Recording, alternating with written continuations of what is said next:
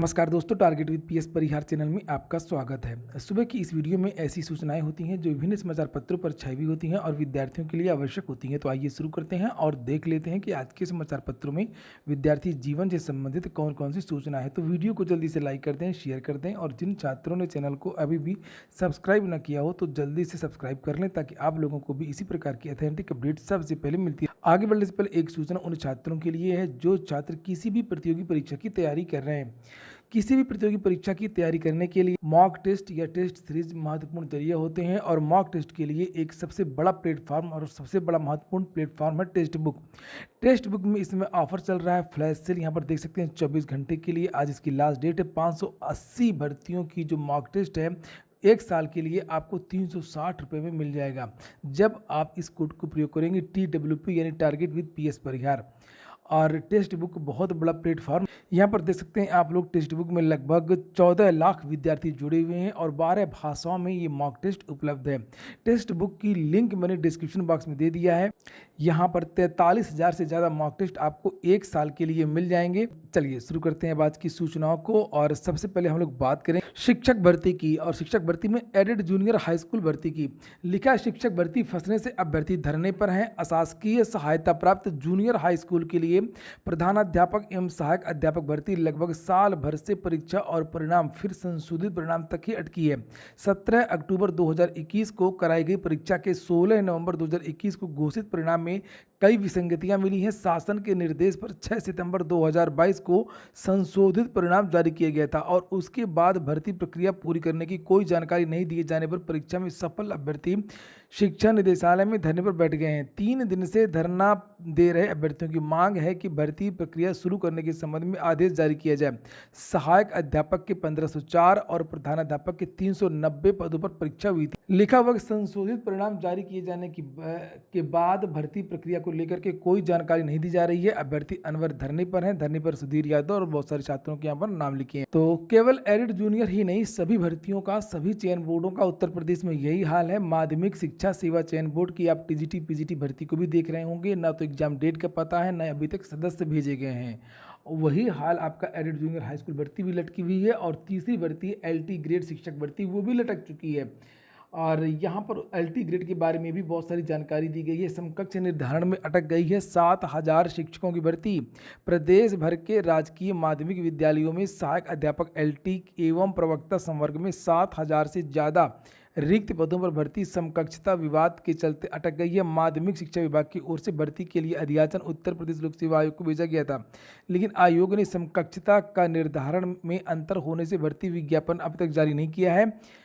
निदेशालय ने इस मामले में गठित रिपोर्ट के आधार पर शासन से गाइडलाइन मांगी है ताकि आयोग को स्पष्ट किया जा सके। इसी अड़चन के कारण वर्ष 2018 LT अंग्रेजी भाषा के चयनित अभ्यर्थी भी लोक सेवा आयोग का चक्कर लगाते रहे और अंग्रेजी भाषा में भी विवाद है। आपको पता होगा कि अंग्रेजी साहित्य और अंग्रेजी ग्रामर इसको समकक्ष नहीं माना जा रहा है। इसी तरीके से हिंदी में भी विवाद, इंटर संस्कृत वाला, कला में भी विवाद, BEd वाला, कंप्यूटर में भी बहुत सारे विषयों को लेकर के विवाद है और वो विवाद भी समाप्ति नहीं हो रहा। इसके लिए एक कमेटी बनाई गई थी।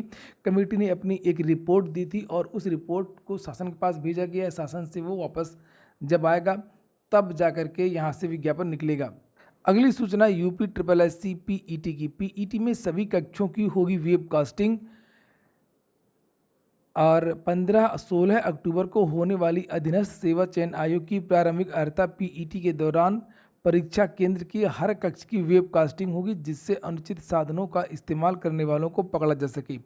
परीक्षा में शुचिता बनाए रखने के लिए CCTV कैमरे लगाए जाएंगे। परीक्षा की हर पाली में 30,240 परीक्षार्थी शामिल होंगे। बात हो रही प्रयागराज की। अलग अलग जिले में अलग अलग कैपेसिटी है, अलग अलग छात्र हैं।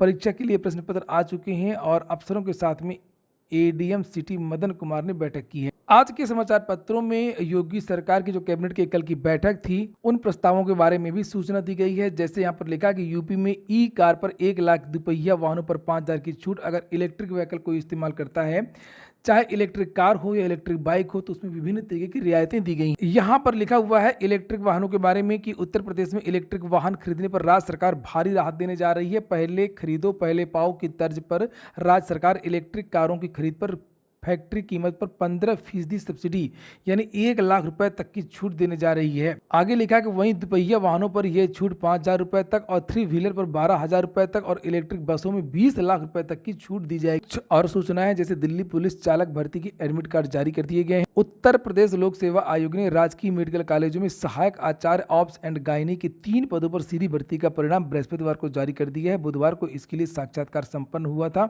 पॉलिटेक्निक एडमिशन के लिए विज्ञप्ति जारी हुई है। पॉलिटेक्निक संस्थाओं में डिप्लोमा पाठ्यक्रमों में प्रवेश का सुनहरा अवसर, यहाँ पर ये डेट पड़ी हुई है। लिखा है कि दिनांक 14 अक्टूबर 2022 से प्रारंभ हो रही 7वें चरण की काउंसलिंग में 14 अक्टूबर से लेकर के 16 अक्टूबर तक प्रवेश के इच्छुक अभ्यर्थी पोर्टल पर आवेदन करके 250 रुपये ऑनलाइन पंजीकरण शुल्क जमा करते हुए पॉलिटेक्निक संस्थाओं में प्रवेश लेकर के रोजगारपरक तकनीकी प्रशिक्षण प्राप्त कर सकते हैं।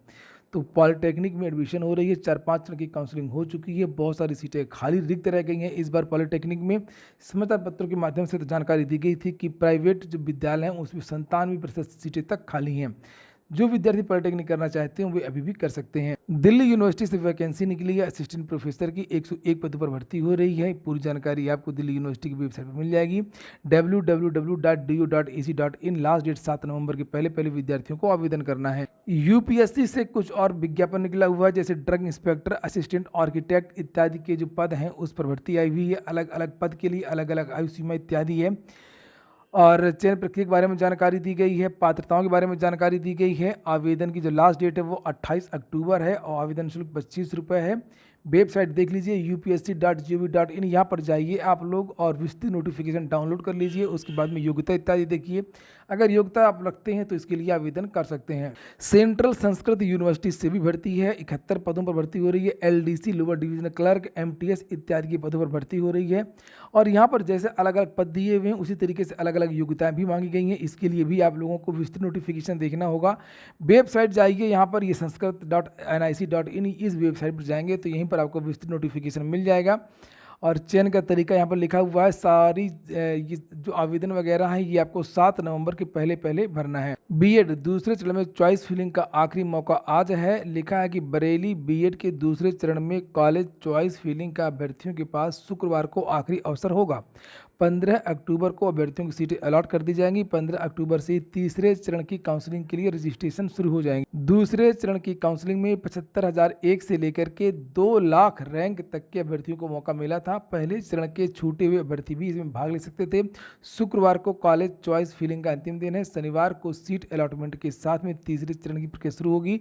तीसरे चरण की काउंसलिंग में 2 लाख से लेकर के 3.5 लाख तक रैंक तक के जो विद्यार्थी वो भाग लेंगे। आज की वीडियो में इतना ही। पूरा वीडियो सुनने के लिए बहुत बहुत धन्यवाद। और टेलीग्राम चैनल को जरूर ज्वाइन कर लें। टेलीग्राम चैनल की लिंक मैंने डिस्क्रिप्शन बॉक्स में दे दी है।